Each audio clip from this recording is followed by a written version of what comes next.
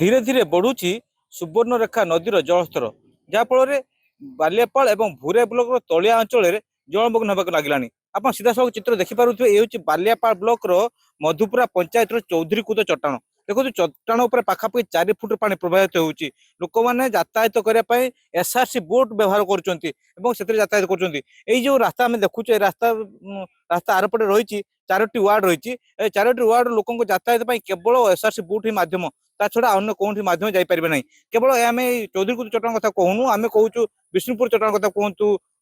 कुदमान सिंह चट्टाण कथा कहतु जामकुंडा लोक कथा कहतु एसबू अंचल जलमग्न हो सारा जेहेतु सुवर्णरेखा जलस्तर वृद्धि पाँच विपद संकेत उपर प्रभावित होती विपद संकेत राजघाट ठार 10.36 रही बेले जहाँ 10टा बेले जहाँ आम पाखे रिपोर्ट रही 10.5 किलोमीटर प्रभावित होती। आ गोटे बड़ कथा हूँ जेहेतु गालुडी बैरेज पानी छड़ाई 6500 क्यूमेक जल छड़ाई आस्ते आस्ते वृद्धि पाइब अर्थात आसंता काली सुधा से जल ये पहुंचला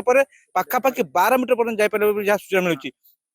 जहाँ को लेकिन तलिया अंचल लोक मैंने एक प्रकार भयभीत हो पड़ते कारण बर्तमान सुधा बालियापाल ब्लॉक 8टी पंचायत और भुगुरा ब्लॉक 5टी पंचायत प्रभावित हो सारा पाखापाखि 30 ରୁ 40 गाँव प्रभावित हो सारा जहाँफल लोके नाई न असुविधा सम्मुखीन होती लोकों पाखे सरकारी सहायता जदि पहुंची सब जगह पहुंची पार ना तेज आम सहित बालियापाल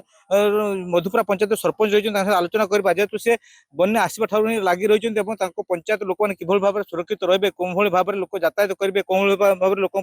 शुक्ला खाद्य रंधा खाद्य पहुंचाई पारे से व्यवस्था कर आलोचना करवा। आज्ञा आप जेहेतु मुझे देखुची बन्या आसवा पठार आप लगी रही लोक पंचायत लोक सेवा ठीक से पहुंची पारे व्यवस्था कर कौन सब व्यवस्था व्यवस्था प्रशासन तरफ काली राति खबर दी जाता राति 10 रे पुणी थे बन्या आसूची एवं प्रशासन तरफ निर्देश रही जदि आवश्यक पड़े रंधा खाद्य आज जुगे दि जाइए सुखिला खाद्य गो खाद्य पानीय जल विभिन्न करा जाउची कि लोक आतंकित होती प्रथम बन्या छाड़ी ना पुणी थे द्वितीय बन्या जहाँकि चाषी कूल मेरुदंड भांगी देती बर्तमान राति बहुत घर पानी प्रवेश करता समस्त को लेकिन आम गोटे जगार रखिकी बर्तमान 2टी जगार आम पंचायत फ्री किचन व्यवस्था करा जायछि प्रशासन तरफ एवं लोकों आम सहयोग कामना करुचु कारण प्राकृतिक विपर्यय को सामना करने साहस आवश्यकता अच्छी किंतु जे भली भाव में सुवर्णरेखा गत वर्ष 6-6टी बन्या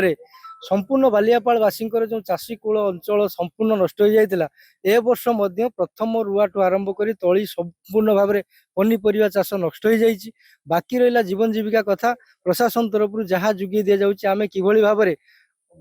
आम लोकों पाखे पहुंची पार प्रभावित होता लोकों पाखे से दिगरे आम सदा सब चेष्टा करूँ लोक आम बुझाऊँ जे जिभली भाव में प्राकृतिक विपर्यय चलती टिके निजक साहस करने दरकार अच्छी एवं से दिगरे आम सब सतर्क अच्छु प्रशासन आमको बुट जुगे बर्तमान सुधा 2टी बुट आम पंचायत लगी बालियापाल ब्लॉक रे 8-10टी पंचायत रे प्राय 70,000 लोक पानी घेर भितर अच्छा से विपदपूर्ण भाव में अच्छा तेणु से दिगरे आम सचेतन प्रशासन रही निश्चित भाव में सूचना दौले कि जदि मधुपुरा पंचायत को 2टी बुट रही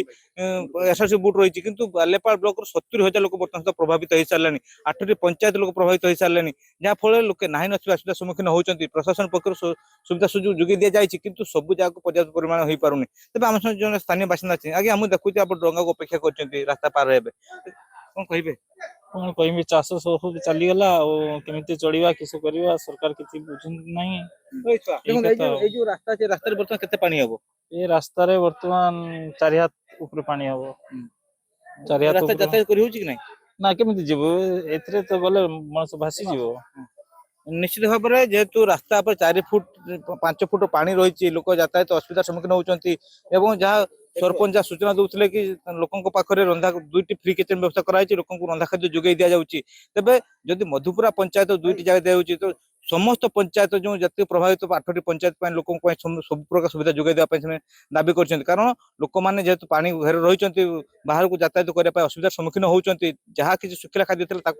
निज संबल खाई रही कि सुखिला खाद्य पहुंचार आवश्यकता रही सब पंचायत लोकों रंधा खाद्य और छड़ा पीवा पानी व्यवस्था करार आवश्यकता रही। बालेश्वर जिला बालियापाल रंजन कुमार बेहेरा कनक न्यूज।